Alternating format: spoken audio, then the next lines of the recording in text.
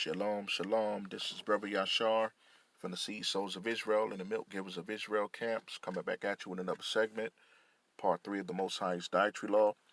First off, I would like to give all honor, thanks, praise, and glory to our Heavenly Father and His only begotten Son, Kal Halal Yamlach Yahweh, Ba Hashem, Hamashiach Yahushai, Ba Hashem, Ruach HaKadosh. And as you can see on the screen here, I have a couple of foods that the Most High created for us that we should be consuming, right? Amongst the clean meats that He created for us to eat, right? So right here, you have your fruits and vegetables. You have your carrots for the eyes, the walnut for the brain, the grapes for the lungs, tomato for the heart, ginger for the stomach, so on and so forth, right? As you can see, kidney beans for the kidney. That's self-explanatory there. It looks just like it, right?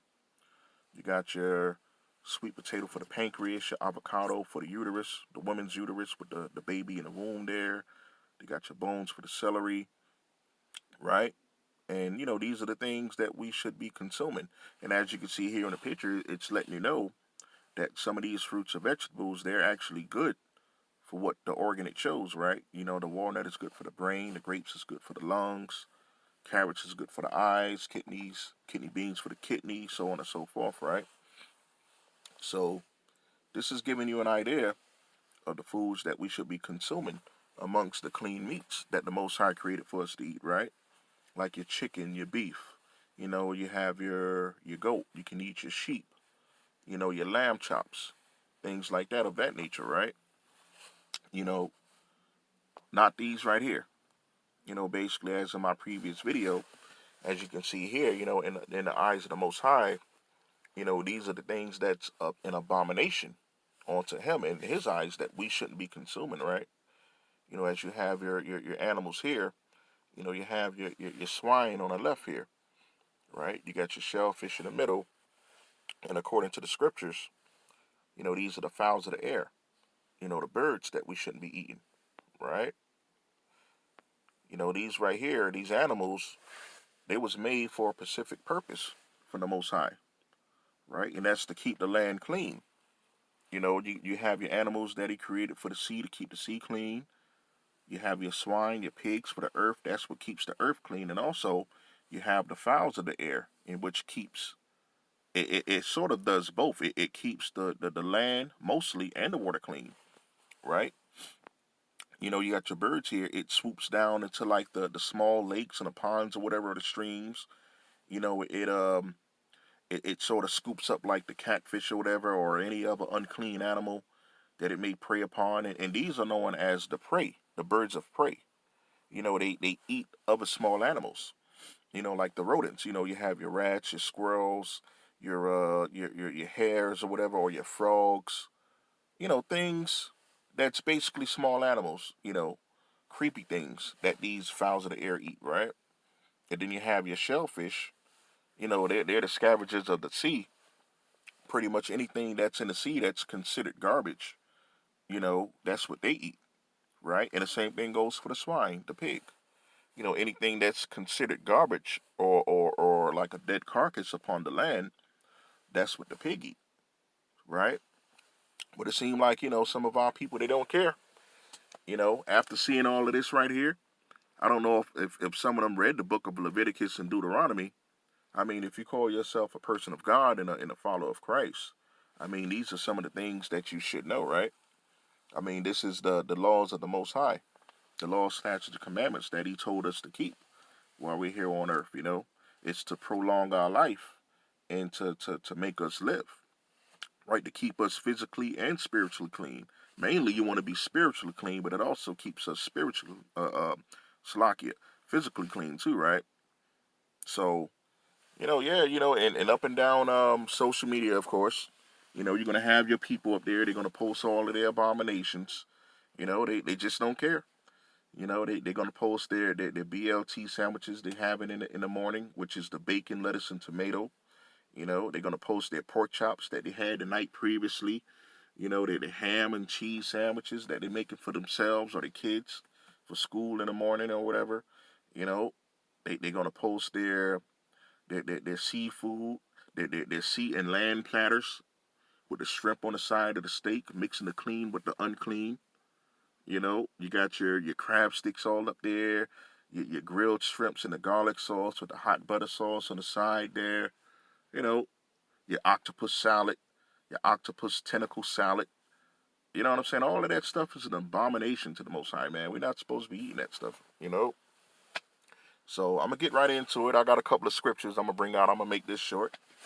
And of course, one of the scriptures that I love to go to, when I start some of my videos, is the book of St. John, chapter 8, right? In the King James Bible. Okay. And I'm going to go to verse 32. And it reads, "And ye shall know the truth, and the truth shall make you free." Right? Not set you free, make you free. Right? So what's it going to make you free from? It's going to make you free from all of the lies and deceptions of the world, all the deceit that's being dealt, right? From all of the lawless people, the ones who think that the law, statutes, and commandments is done away with, right? All of the false prophets, which are called false teachers or false preachers nowadays. These are the ones that's preaching all of this lawlessness, right? They teaching you that you can do whatever you want. You can eat whatever you want. You can come to church however you want to come to church, however you want to dress, right? And all of that stuff is an abomination in the Most High's eyes. You know, as teachers of the Most High, you're supposed to be teaching righteousness. You're supposed to be enticing people to keep these laws, statutes, and commandments of the Most High, right? So, in verse 32, this is what this truth is going to set you free from. It's going to set you free from all of those lies and deceptions that you're told or that you've been taught all your life, right? Jumping down to verse 34. "And Yahushai, in which the world calls Jesus, answered them, Verily, verily, I say unto you, whosoever committeth sin is the servant of sin." Right? So, according to the book of 1 John chapter 3, sin is the transgression of the law. Right? So, whosoever committeth sin is a servant of sin. That means, that you enjoy partaking in sin. You love sin. You basically you love to live lawless. You don't care about the laws, statutes, and commandments of the Most High, let alone the dietary law. So you're gonna be out there eating your pork chop sandwiches, your pork sausages, your fatback meat with the side of rice. You know what I'm saying? You're gonna be eating all of those things because you're a servant of sin, right? Sin is the transgression of the law, right? The dietary law is one of the Most High's laws. So if you're eating all of those abominable things in the eyes of the Most High, that makes you a servant of sin, right? Verse 36, "If the Son, which is Yahushai, therefore shall make you free, not set you free," right? Not like all of those other Bibles state, like the NIV, the ASV, the ESV, all of them say set you free. But right here in the King James Bible, it says in verse 36, "If the Son, Yahushai, therefore shall make you free, ye shall be free indeed." Right? So if you call yourself a true follower of Yahushua, which the world calls Jesus Christ, you're going to be free indeed. That means that you're going to be keeping the law, statutes, and commandments of the Most High. Right? You're faithful to that. So he's going to make you free. Okay? And once again, I'm going to go to verse Shalaki. I'm going to go to chapter 21 in the book of St. John. Right?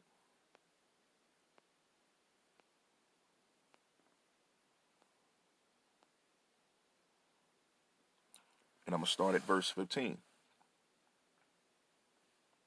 Okay, and it reads, "So when they had dined," that means they ate, they had supper, "Yahushai," which it says Jesus here, "saith unto Simon Peter, Simon, son of Jonas, lovest thou me more than these?" Right? Peter responded, he said unto him, "Yea, Lord, thou knowest that I love thee." He saith unto him, "Feed my lambs." Right? Who is lambs? The lambs are the chosen people of the Most High. That's the sheep that Yahushua was sent back to save, right, from the Most High. The ones that want to keep the laws, statutes, commandments of the Most High, but they don't know because they haven't been taught it, right? So those are what you would call the lambs of Yahushua. Verse 16, he saith to him again the second time, Simon, son of Jonas, lovest thou me? He saith unto him, Yea, Lord, thou knowest that I love thee. He saith unto him, which is Peter, feed my sheep. Right? Verse 17. He saith unto him the third time, Simon, son of Jonas, lovest thou me? Peter was grieved. That means, he was looking at Yahushua like, yo, what's going on? It's the third time you asked me, right? Because he said unto him the third time, as I just said, right? Lovest thou me? And he said unto him, Salakia, him, Lord, thou knowest all things, right? Because Yahushua does know all things, right? Just like Yahweh, the Most High. Thou knowest that I love thee. Jesus saith unto him, Feed my sheep.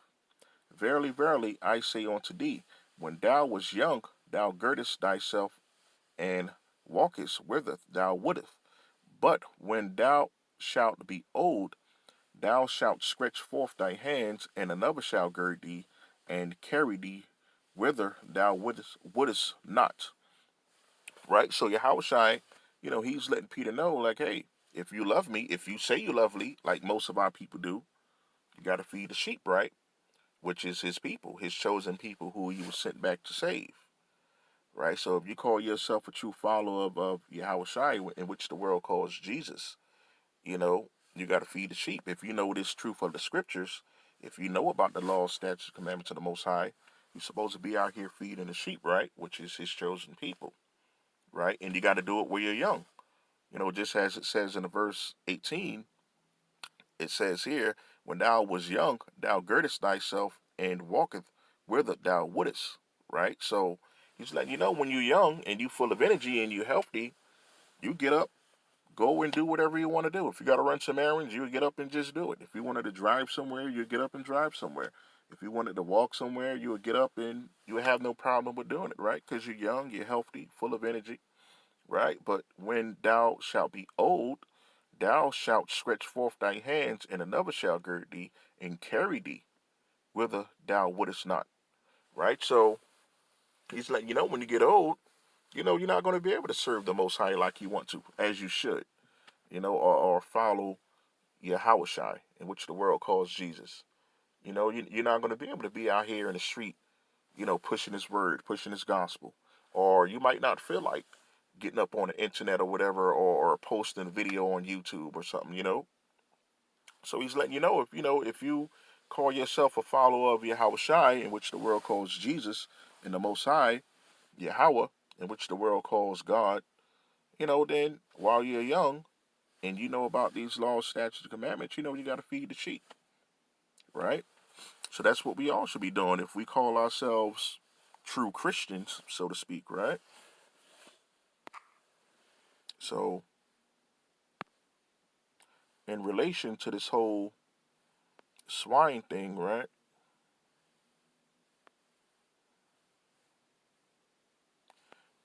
I'm going to go to the meaning of trichinosis. Now, this is what is in pork. It's in your pork, it's in your shellfish, it's in your octopus, your squirrel that some people like to eat. You know what I'm saying? You have your bat that the Chinese are eating right now. You see them all on the videos eating bat, alligators, snakes. You know what I'm saying? Taking their teeth and pulling the skin off the snake. You know what I'm saying? All of that stuff is disgusting, man. But they take good pride in doing that stuff, right? And this is the trichinosis. This is the parasitic disease, as it says right here, right? Trichinosis is a parasitic disease caused by roundworms, right? Our people just call it worms nowadays. Like if they say, oh, that person got worms or whatever, from eating pork or whatever, or other things that they shouldn't be eating, that's what they call it. right, of the trichinella type during the initial infection. Invasion of the intestines can result in diarrhea, abdominal pain, and vomiting.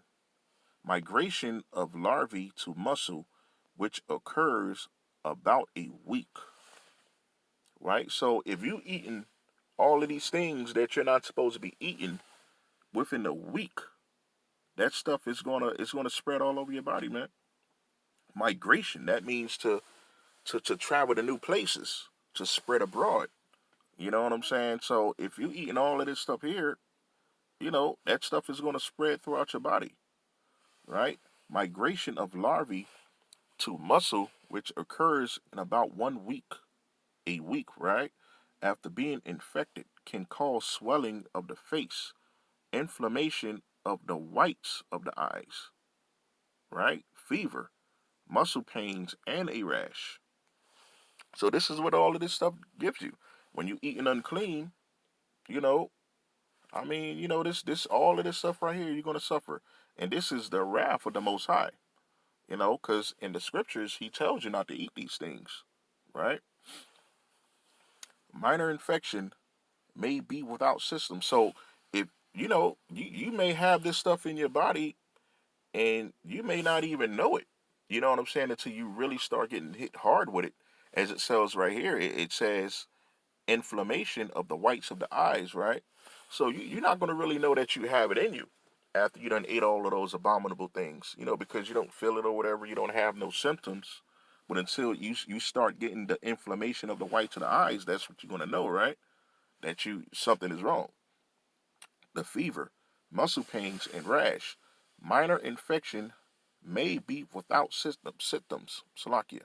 Complications may include inflammation of the heart muscle, right? Central nervous system involvement and inflammation of the lungs, right? So, that's a whole lot of serious things there, man. That's what our people have to take seriously here because, they eating all of these abominable things, man, and they think everything is going to be all right, right? And it's letting you know here. Trichinosis is mainly spread when undercooked meat containing trichinella cyst is eaten, right? The cyst is like the eggs of it, I guess you can call it, right? The premature stages of it, right? So in continuation, most often this is pork, right? So it's letting you know right here.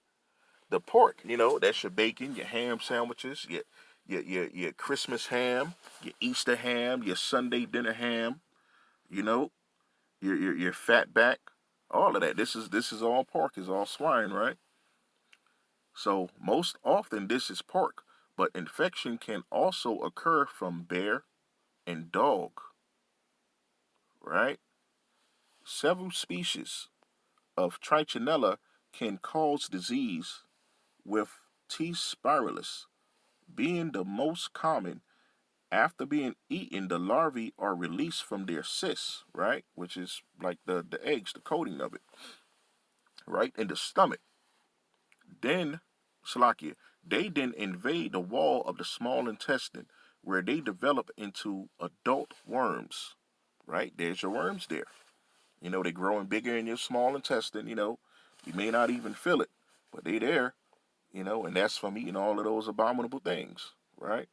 After 1 week, the females release new larvae that migrate to voluntarily controlled muscles, right? So that's the migration there. It's starting to spread throughout the body, where they form more cysts. Wow. So it's spreading all throughout your body and it's forming more eggs. You know what I'm saying? The diagnosis is usually based on symptoms and confirmed by finding specific antibodies in the blood or larvae on tissue biopsy. Okay? And then it says here, the best way to prevent trichinosis is to fully cook meat. A food thermometer can verify Salakia that the temperature inside the meat is high enough. Infection is typically treated with a anti-parasitic medication